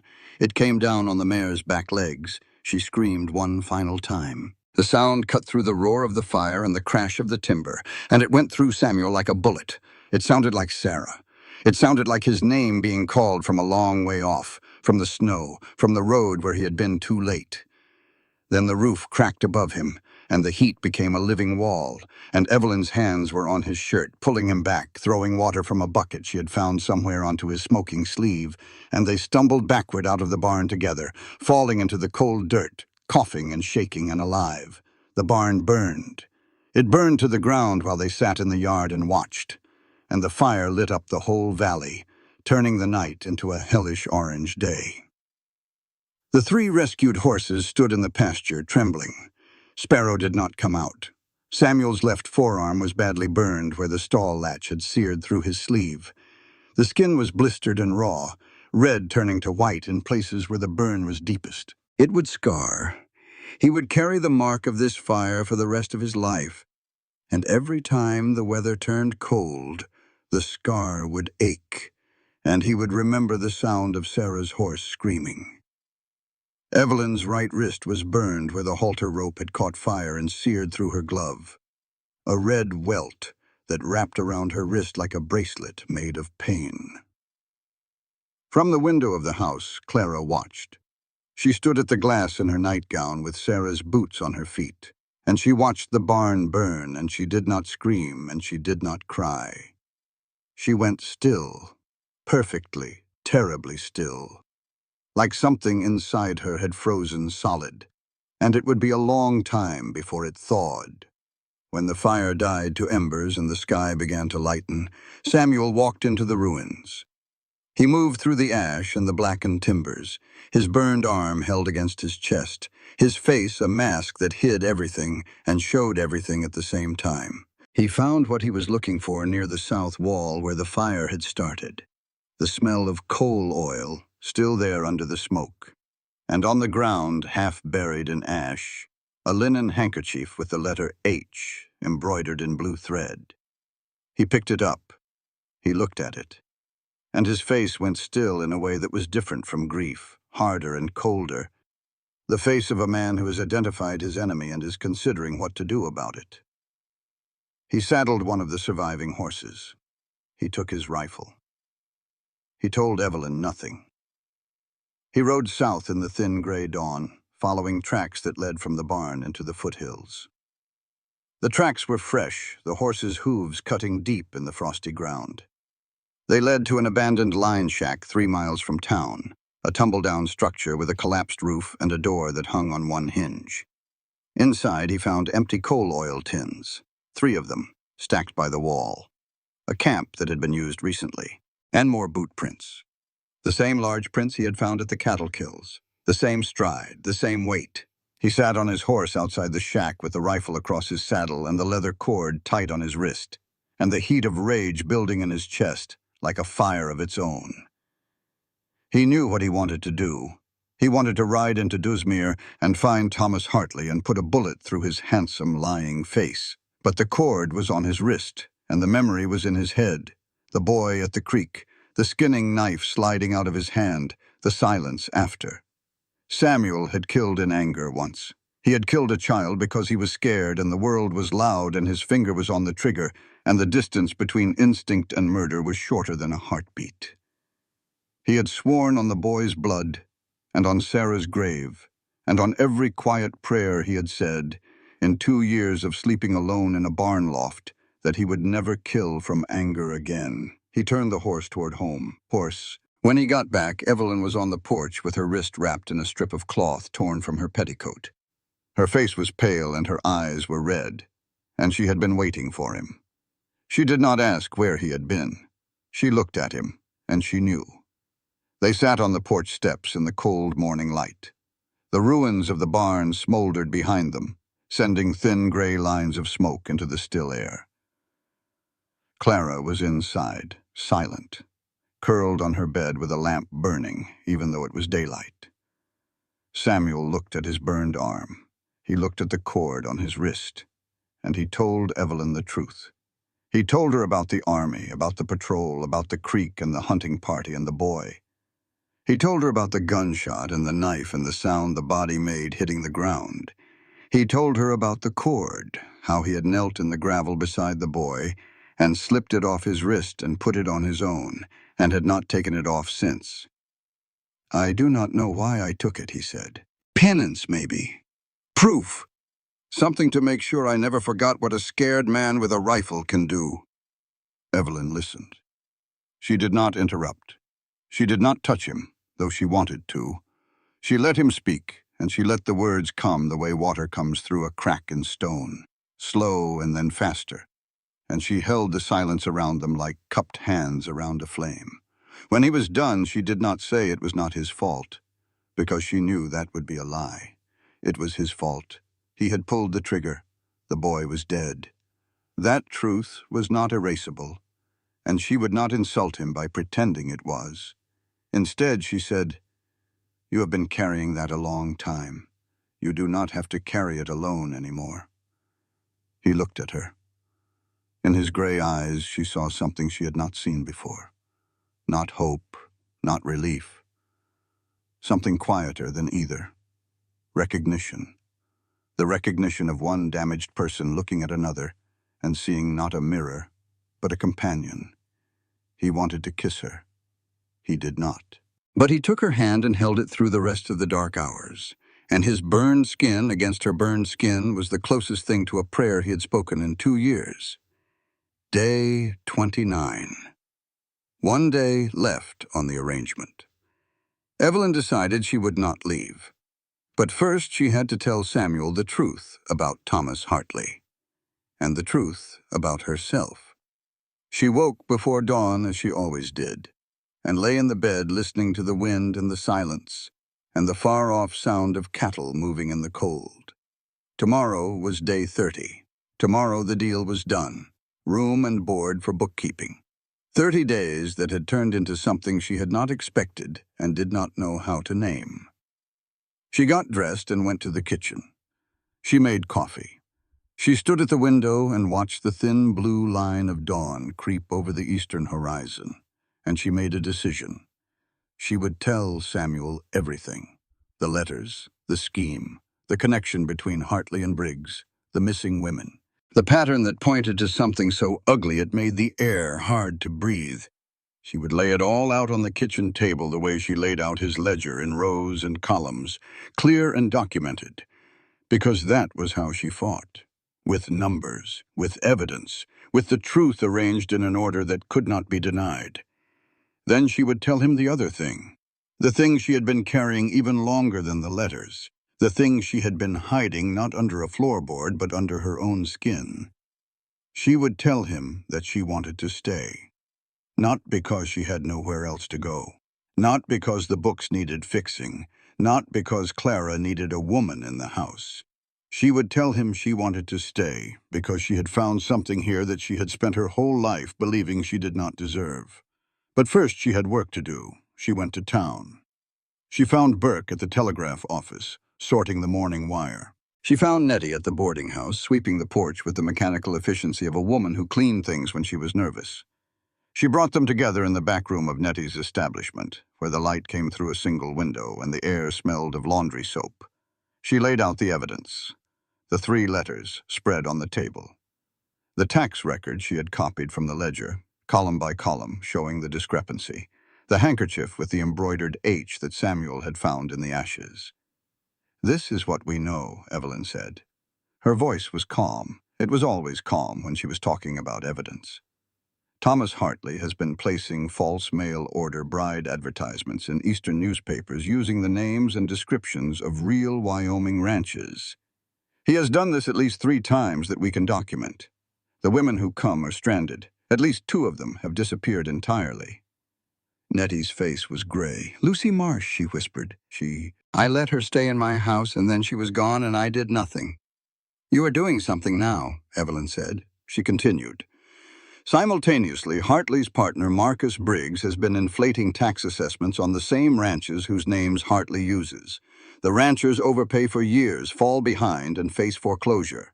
Hartley buys the foreclosed land at auction for a fraction of its value and sells it at profit. The women are bait, and the taxes are the trap, and the land is the prize." Burke's face was tight. "I should have said something years ago." "Yes," Evelyn said without cruelty. "You should have. But you are saying something now. That is what matters." They made a plan. Nettie would write to the Marsh family in Abilene, alerting them that Lucy had been in Dusmere and had vanished. Burke would send a wire to the United States Marshal's office in Cheyenne requesting an investigation into land fraud and the disappearance of 3 women. Evelyn would draft a formal affidavit detailing the tax discrepancies, complete with her comparative analysis and her professional assessment as a bookkeeper.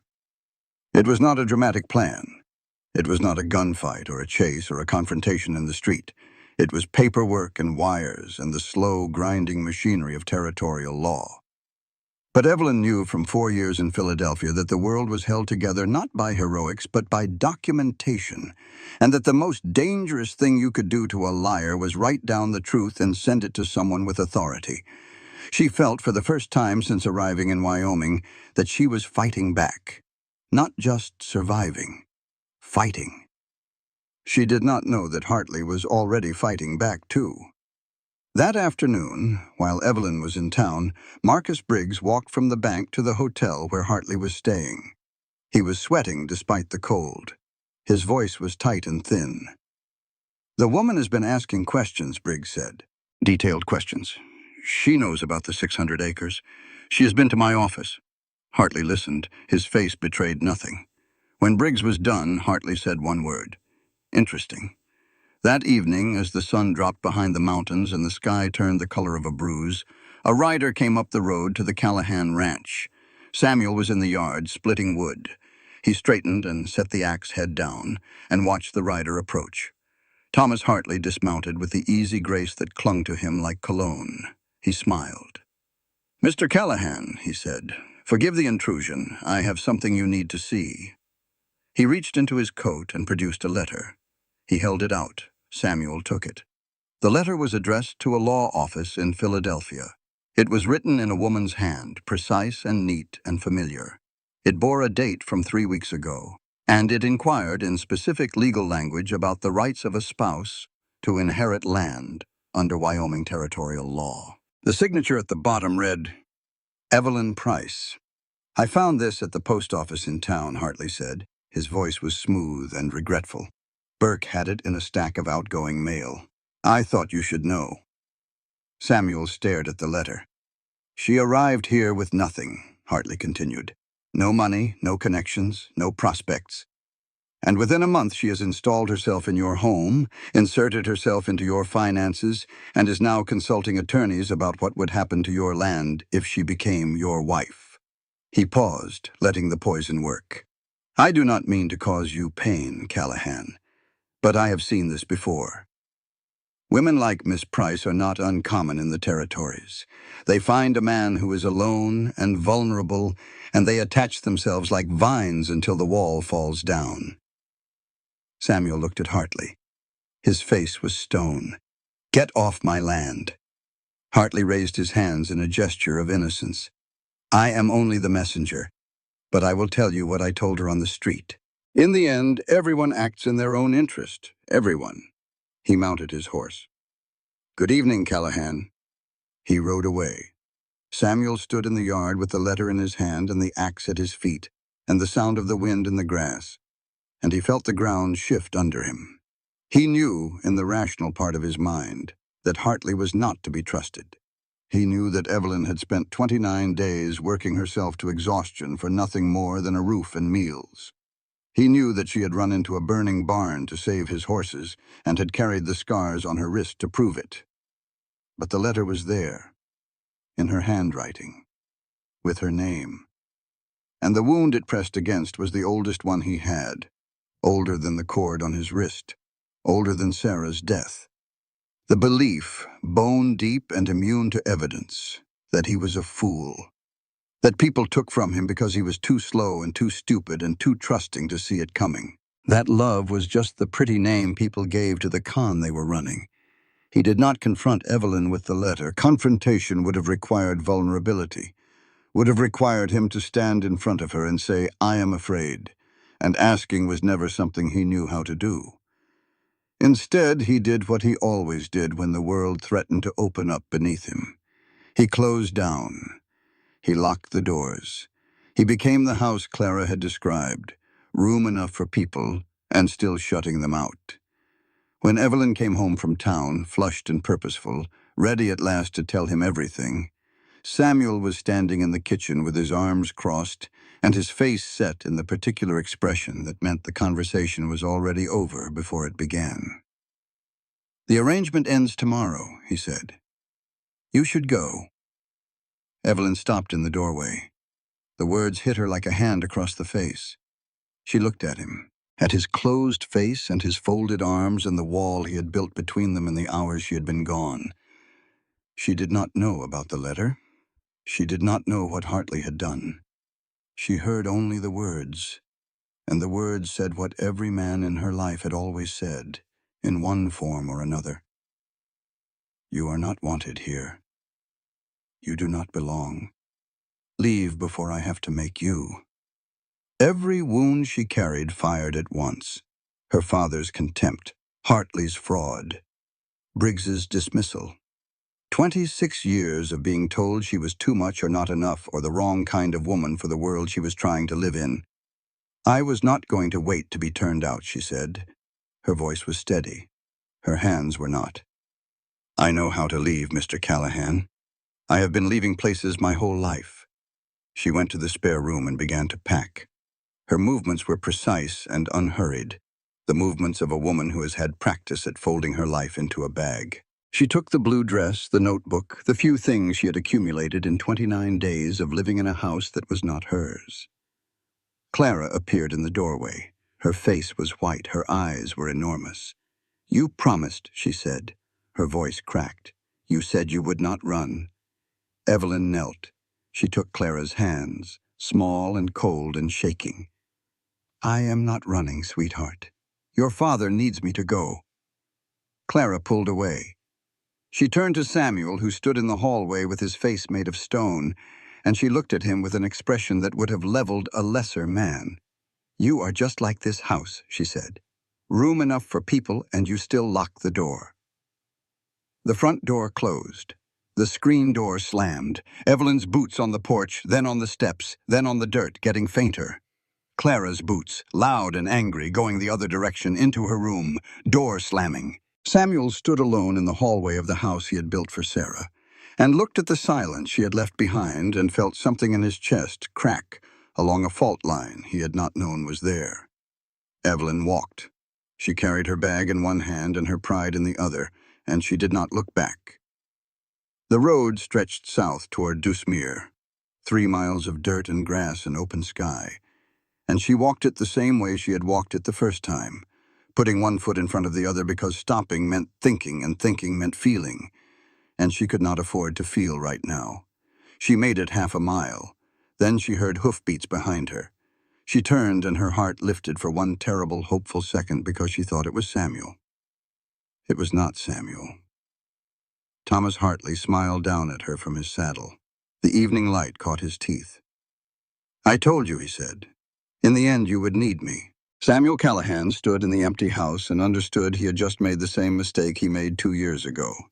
He had let someone he loved walk into the dark alone because he was too much of a coward to follow. The word came to him without permission. Loved.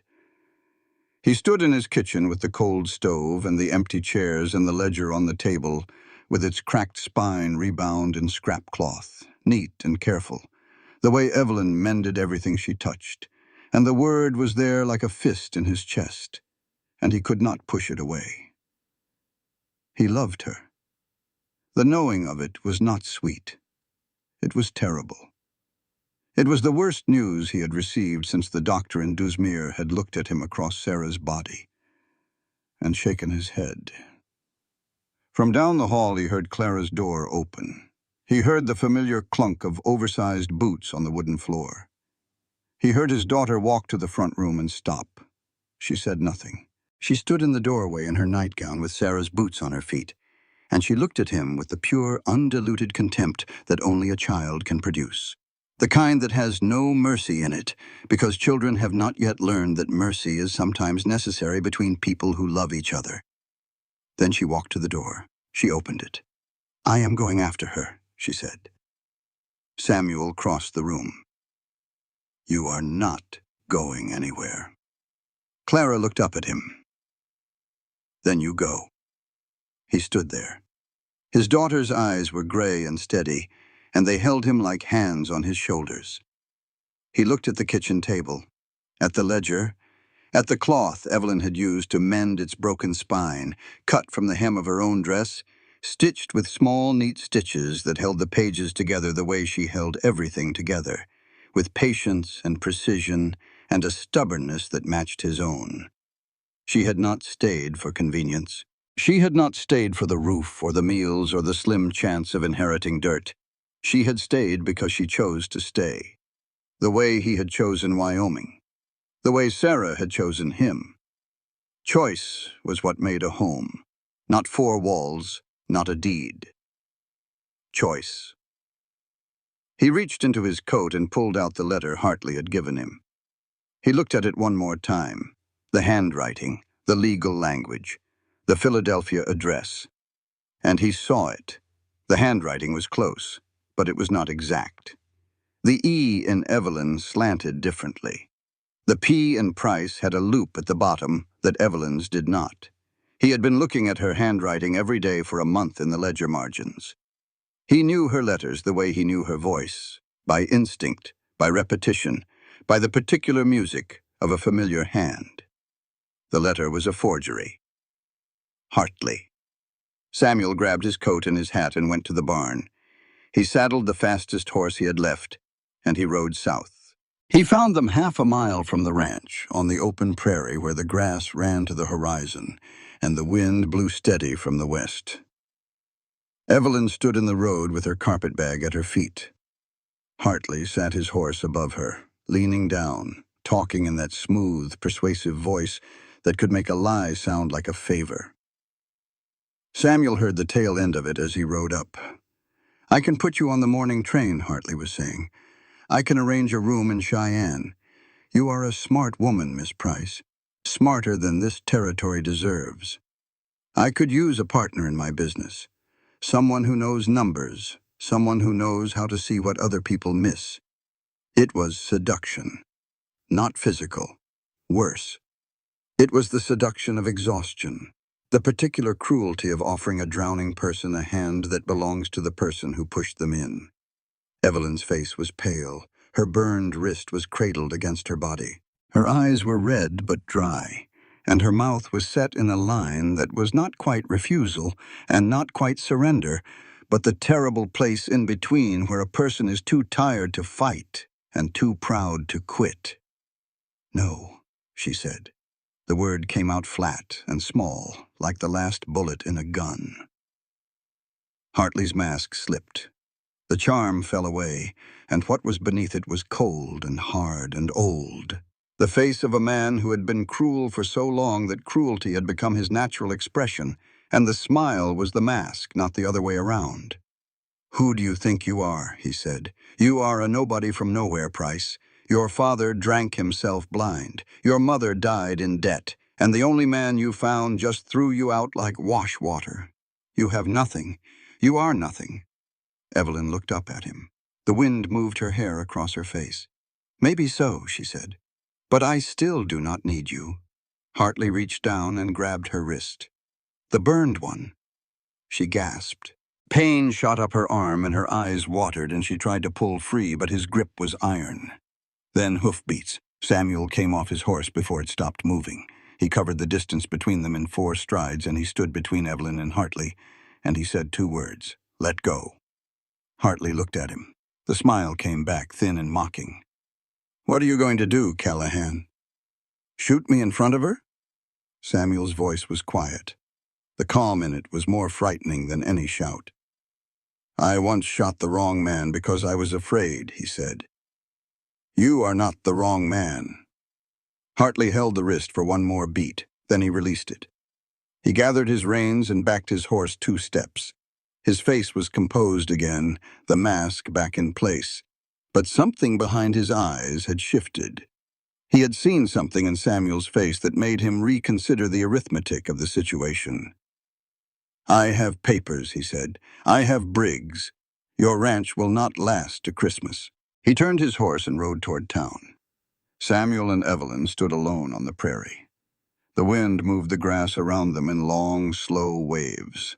The sun was going down, painting the sky in shades of red and gold that neither of them noticed. Samuel reached into his coat and pulled out the forged letter. He held it out. "Hartley gave me this," he said. "Said you wrote it." Evelyn took the letter. She read it. Her face went white, then flushed, then settled into something hard and clear. "This is a forgery," she said. She looked up at him. "Samuel." It was the first time she had used his given name. The sound of it in her voice did something to his chest that he did not have words for. "I came here because I had nowhere else," she said. "I stayed because I wanted to. If you cannot tell the difference between that and a con, then I cannot help you." Samuel's throat worked. "I should have come after you sooner," he said. Evelyn looked at him for a long time. The wind blew, the grass moved. Somewhere a hawk called from the empty sky. "You came," she said. "That is what matters." They rode back to town together, not to the ranch, to Main Street, to the center of Dusmere, where the buildings crowded close and the street was mud, and the people who had stared and whispered for a month could hear what needed to be said. Samuel dismounted in front of the general store, and he raised his voice. It was not a shout. It was a cattleman's voice, the voice that carries across open range, that tells animals and men alike that the person speaking means what he says. He called for Burke. He called for Nettie. He called for Morrison. And when they came, and when the people of the town gathered around them in the last light of the day, Samuel Callahan said the words he had never said to anyone. "Thomas Hartley burned my barn," he said. "He has been doctoring land records with Briggs, and he has been luring women to this town under false names and making them disappear." The silence that followed was the kind that has weight. Then Samuel stepped aside. He looked at Evelyn. "Tell them," he said. "You have the proof." Evelyn stepped forward. She had the notebook in her hand, the small leather book that held her columns and her figures and her careful, damning arithmetic. She spoke clearly, and she did not hurry, and she laid out the evidence the way she laid out a ledger, each number leading to the next, each fact building on the one before, until the sum was unavoidable. She showed them the tax discrepancies. She showed them the 3 letters. She showed them the connection between Hartley's mail-order bride swindle and Briggs's inflated assessments and the foreclosures that followed. She showed them the pattern, and she named it for what it was. When she finished, someone in the crowd asked the question she had been expecting. "Who are you to speak for Callahan?" Samuel answered before she could. "She is my partner, not wife, not sweetheart.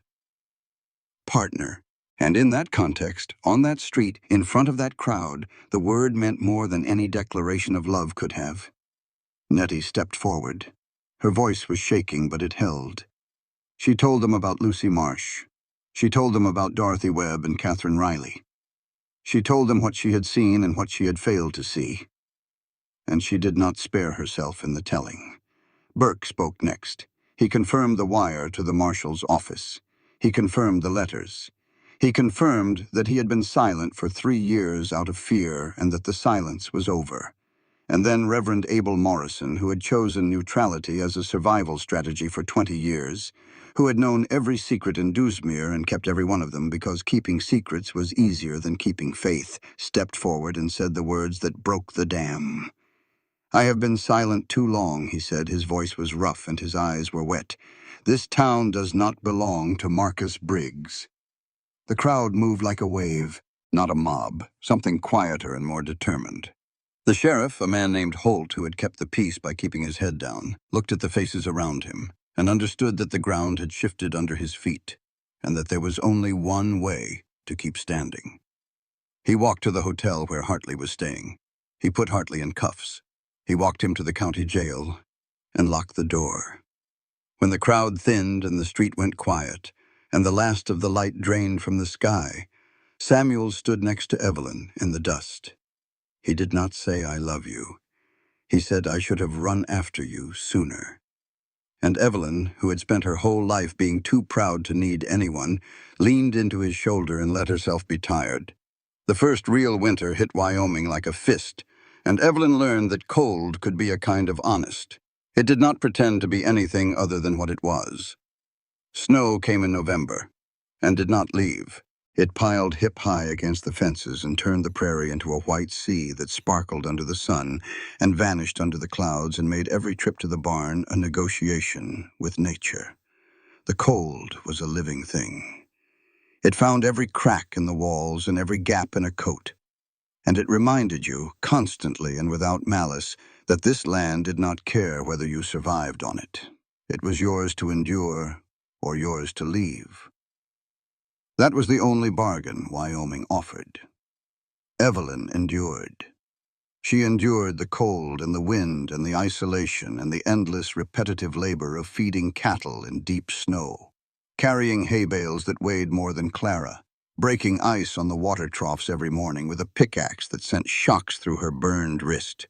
She endured the nights that came early and stayed long, and the silence that filled the house when the wind died down, and there was nothing to hear but the fire and the breathing of the people she had come to think of as hers. She and Samuel worked side by side. The silence between them had changed. It was no longer the silence of strangers calculating risk. It was the silence of 2 people who had said the hard things and survived the saying, and now lived in the quieter country on the other side. She had learned to ride poorly. He had learned to let her see the ledger without flinching. She still could not hit a tin can at 40 yards. He still burned the eggs. They were both working on it. Word came from Cheyenne in December. Burke brought the letter to the ranch himself, riding through 4 inches of fresh snow to deliver it. His face told the story before the words did. Thomas Hartley had been tried in the territorial court in Cheyenne. The charges were fraud, arson, and conspiracy. The evidence included Evelyn's affidavit, the 3 letters, the testimony of Burke and Nettie Holloway, and the tax records that showed systematic inflation of assessments on 6 properties in the county, all of which had faced or were facing foreclosure. The court also heard testimony from the United States Marshal's Office regarding the disappearance of Lucy Marsh, Dorothy Webb, and Catherine Riley. Hartley was convicted on all counts. He was sentenced to 12 years in the Wyoming Territorial Prison in Laramie. The judge noted in his remarks that the defendant had shown a pattern of deliberate predation upon vulnerable women and hard-working ranchers, and that the territory had no room for such men. Marcus Briggs, faced with the evidence and the sudden, uncomfortable attention of the territorial auditor, had resigned his position and left Dewsmere on the eastbound train 3 days after the trial. His land records were under investigation. The tax assessment on the Callahan Ranch had been corrected to 400 acres, and a refund of overpayments was being processed. Lucy Marsh was found alive. She had escaped Hartley's network and fled to Denver, where she had been living under a false name, working in a laundry, too afraid to contact her family. The marshal's office reunited her with her people in Abilene. Dorothy Webb was traced to a boarding house in Ogden, Utah, where she had been working off a debt she did not owe. Catherine Riley was found in Sacramento, California, married under a different name, Safe. The system had been slow. It had been imperfect. It had required the courage of a one-handed postmaster and a guilty boarding house owner and a bookkeeper from Philadelphia, and a cattleman who had learned the hard way that silence was not the same as strength. But it had arrived. Justice in the West was like winter. It came when it came, and when it came, it was thorough. The barn raising happened in January, on a day when the sky was blue and the wind was calm, and the sun came through the cold with a brightness that felt like forgiveness. The whole county came. Men Evelyn had never seen before rode in from ranches 20 and 30 miles away, carrying tools and timber, and the particular determination of people who have watched their neighbor get knocked down and are tired of watching. Women brought food. Kettles of soup and plates of biscuits and pies made from dried apples and lard, and the stubborn insistence that sweetness was possible even in the dead of winter. The children ran between the workers like small tornadoes, carrying nails and fetching water, and generally getting in the way in the manner that children have been getting in the way at barn raising since the first barn was raised. The frame went up first. Heavy beams lifted by teams of men who called out to each other in voices that carried across the valley. Then the walls, plank by plank, nailed into place with a rhythm that sounded like a heartbeat. Then the roof, laid in sections, each one secured before the next, was handed up. Evelyn stood in the middle of it and felt something she had never felt before. Not just community, belonging. The knowledge that these people were not here because they were paid or obligated or curious. They were here because that was what you did in this territory. When a man's barn burned down, you helped him build a new one. When a woman was stranded, you made room. When the world tried to take something from your neighbor, you stood in the way. It was late afternoon when Samuel's shovel hit the tin box. He was digging the last foundation post hole near the center of the barn floor when the blade struck metal. He crouched and brushed away the frozen dirt and lifted out a small tin box, rusted at the edges, sealed with wax. He opened it. Inside was a letter, folded once. Written in a hand he knew better than his own, Sarah's handwriting. Small and round and steady, the hand of a woman who had been a school teacher before she was a rancher's wife. He read it standing in the half-built barn with sawdust in his hair, and the cold wind coming through the open walls, and the sound of hammers and voices all around him. "If you are reading this," the letter said, "then I am gone, and something has changed enough that you tore up the floor, or the Lord did it for you. Either way, the barn is open now, and so should you be. Samuel, if this is you, stop sleeping out here. The house needs living in. And whoever else might be reading this, thank you for staying. He is difficult and quiet, and he burns everything he cooks. But he is good. Please do not give up on him. Samuel stood very still. The tears came down his face and cut lines through the dirt and sawdust, and he did not wipe them away. He held the letter in both hands, the burned one and the whole one, and he let the words move through him the way the wind moves through grass, bending everything but breaking nothing. Sarah had known. She had known she was sick before she died. Known it the way women sometimes know things that doctors miss. And she had written this letter and buried it under the barn floor, because she understood that the barn was where he would go when the house became too full of empty. She had buried it where it would only be found if the barn came down, if the old structure that held his grief could no longer stand. She had not been a ghost holding him back. She had already let go. She had given permission. She had been giving it all along, from under the floorboards, waiting for the fire or the years or the slow work of time to release it. He handed the letter to Evelyn without a word. Evelyn read it. She read it standing in the cold with her coat pulled tight and her burned wrist aching and the sound of the new barn rising around her, and she wept. Not from sadness. From the overwhelming, impossible generosity of a woman she had never met, who had loved the same man and the same child, and who had thought in her last clear-headed days to leave a message for the future.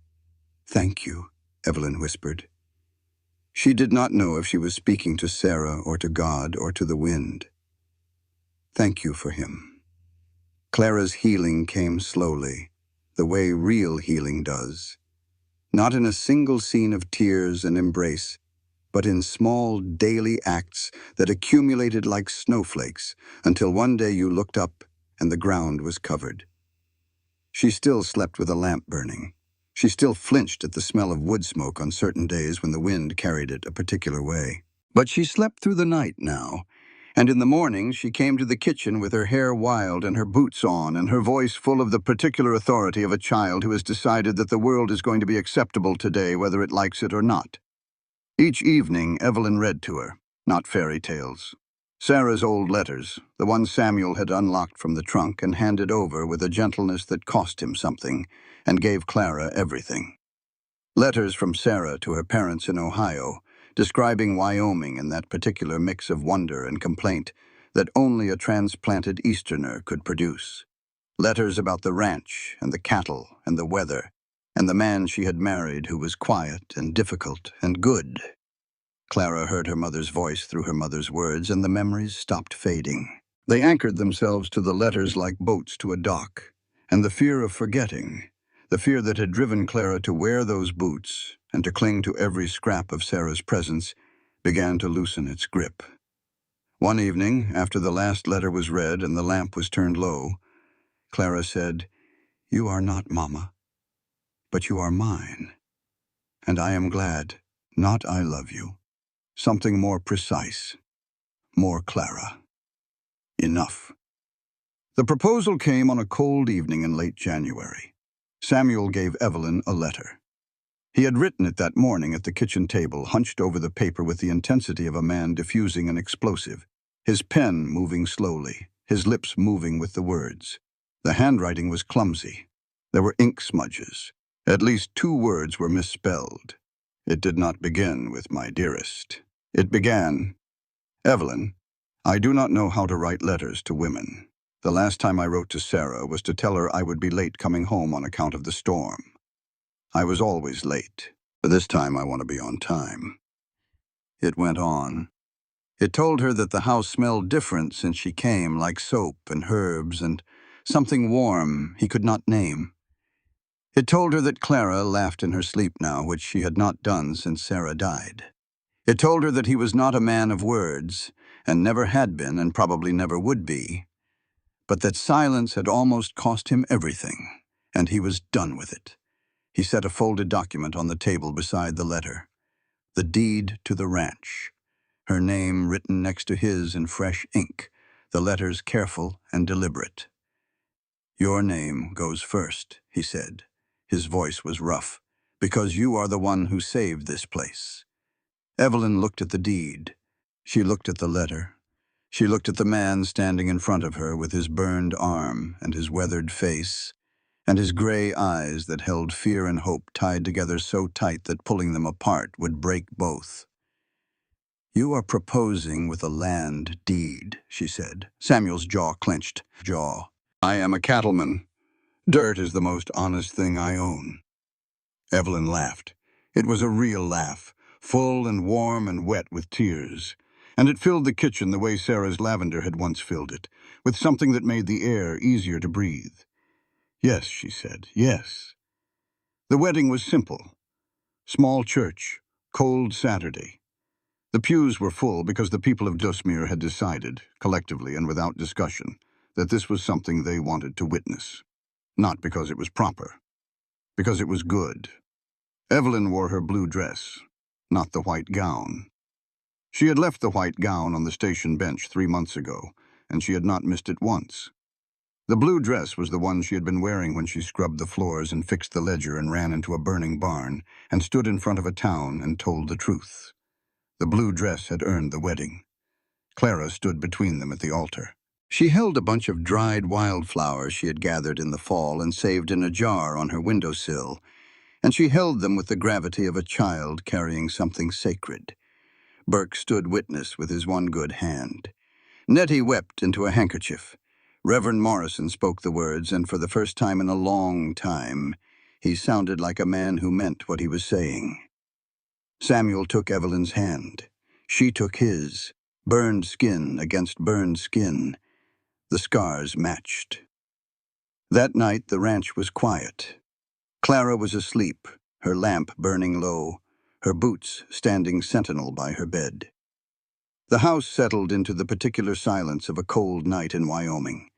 The creak of wood, and the whisper of wind, and the vast, enormous hush of a territory that stretched out in every direction without end. Evelyn sat on the porch. She sat in the same posture she had held on the station bench 3 months and a lifetime ago. Back straight, hands on her knees, looking toward the horizon. But everything was different.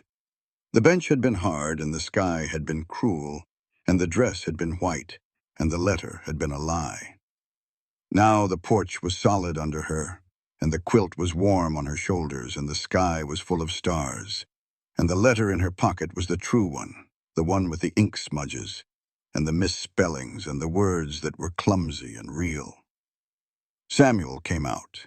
He draped the quilt over her shoulders, the one stitched with interlocking rings, made from scraps, the one that said broken things can still become whole. Then he sat down on the porch step below her, his back against her knees, his head tipped back. It was the posture of a man who has put down his weapon, a man who trusts enough to turn his back and rest. The leather wrist cord was not on his arm. He had buried it that morning beneath the new barn's cornerstone, next to the tin box, next to Sarah's letter, where it belonged. Not forgotten, just released. Evelyn reached into her coat pocket. She pulled out the other letter, the first one, the false one, the elegant lying letter from Thomas Hartley that had promised a husband and a home and a future that was nothing but ink and cruelty. She held it for a moment. She felt the weight of it, the soft paper, the faded words, the ghost of the hope she had once placed in it. Then she set it on the porch rail and let the wind take it. She did not watch it go. Her hand settled on Samuel's shoulder. His hand came up to cover hers. Burned skin against burned skin.